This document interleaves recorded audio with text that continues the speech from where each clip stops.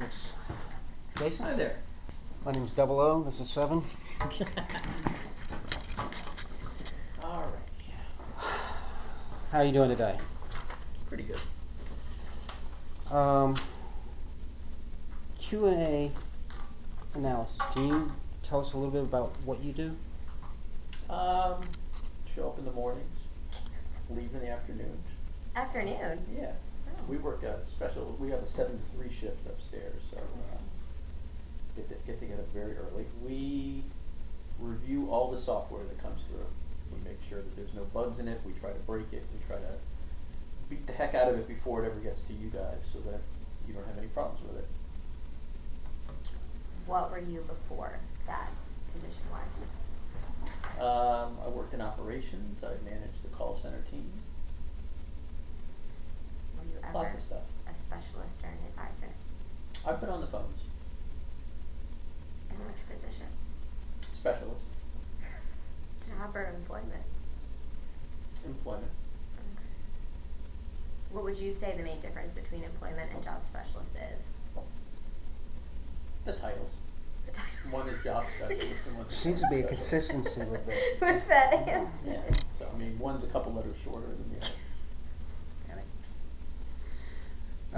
When you did the employment specialist, was it kind of an out-of-the-box comfort zone for you, or were you okay with doing that? Yeah, I've been on the phones a lot before in other positions.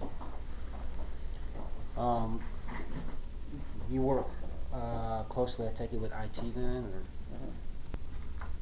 so cell maker, is it something you work with as well? I don't personally work with it, but guys upstairs are. Doing what you do, have you come across from feedback from either employment or job specialist or education advisor things of like or dislike or on a frequent basis with the software or how things are working? I don't deal with them as much now, but you know, when I was downstairs managing the call center team, everybody seemed to like it. What's there not to like? You get barbecues out on Fridays and Free get to- cereal, you get to milk. dress up weird occasionally and costumes and candy and cereal. That's true. Overall, Fun with, place to work. I was going to say, overall with the company, the morale seems to be pretty high, and a healthy competition. Yep. What would you say is the #1 motivator for Sockrock? I think we all like to work hard and play hard.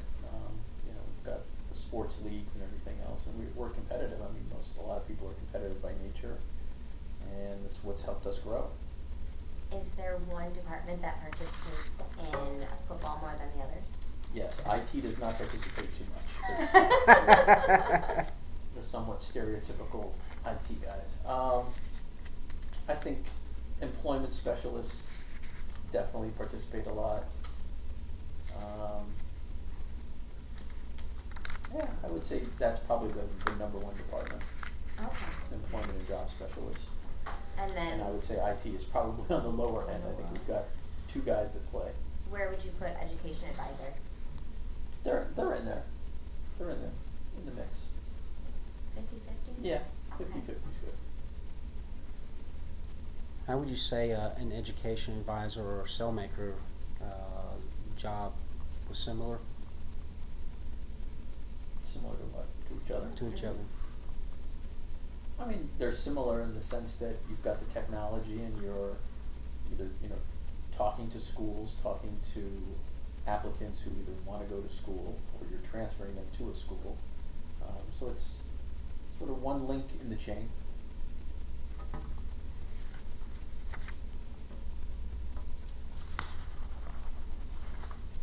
It's hard to have one without the other. Right. What is your knowledge about compensation for an education advisor?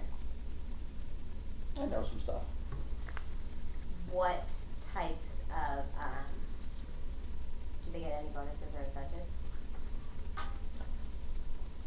I can't answer that directly because it depends, and I haven't worked since, like I said, I used to manage the employment specialist, so I don't know directly. I know that they are paid pretty well. I've had some folks that I used to manage who moved on to advising. Okay. I had folks who had the opportunity to move to advising and wanted to stay as an employment specialist.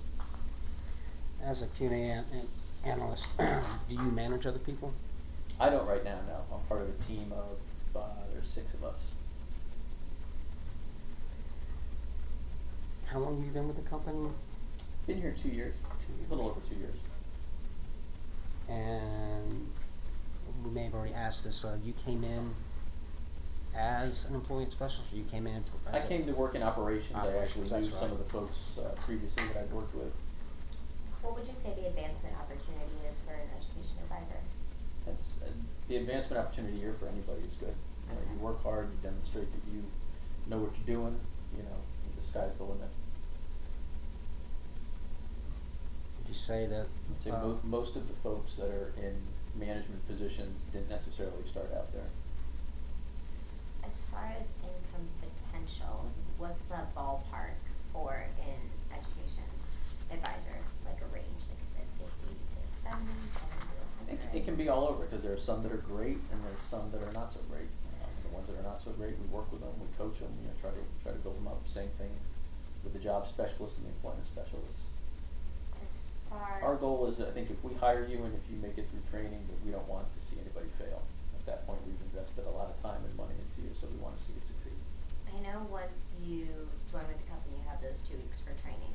Once you move into an education advisor, do you have continued training? Mm-hmm. And how long is that training? The training it's all over the place, so you'll have specific training just for your team. Your manager may pull you guys aside for, you know, an hour and do some training, or it might just be one-on-one, where if you're having a tough week, you know, says, okay, let's listen to a couple of phone calls and see what you're doing. Okay, so it's more of like continuous throughout your. Yeah, it's more on a just sort of an as-needed basis. I mean, if Structured. you're doing fine and you don't feel you need it, okay, then there's just general stuff. But if you're having a tough week, you know, you talk to your manager pulls you aside and says, let's, you know, go back to the basics. Is there a specific process if someone is not meeting their goals on how you would overcome that with the individual? Like, do you talk to them first and coach and train, or do you? All that. Okay. All of that. So there's a nice process. You don't just give them the boot. No, absolutely not. Unless they get on my bad side. as far as the education advisor, other than the obvious of taking them from where they are right now and trying to get them to the long-term goals, how else would you describe that position? In terms of when you're talking to the applicant? Correct, the user. Yeah, it's getting them to just see the bigger picture, not focusing on today or the issues that they have this week or this month, but, you know, long term, 3, 5, 10 years down the road, where do you really want to be? Almost like a guidance counselor. Yeah, you know, you're focusing on your problem this week, you know, saying, okay, I've got a problem this month, but that we can fix that problem this month. But, you know, the same problem is going to reoccur 6 months or a year, 2 years down the road. And the employment and job specialist is helping take care of that immediate need while trying to open your eyes, Mhm. while handing you off to them. You go, do we want to have this conversation with you again in 6 or 12 months, trying to fill that need? What would you say is the main reason of why people are apprehensive for going back to school and pursuing a degree? There's no one answer. You know, for some folks, they just didn't like it, you know, when they graduated. Other folks think it might be too long, oh, I'm too old. There's lots of different objections, and we are able to answer all of them. There isn't one you get more than others? Not really. I mean, it really depends. From one call to the next, it could be No, completely different. there is. It's everyone's unique situation.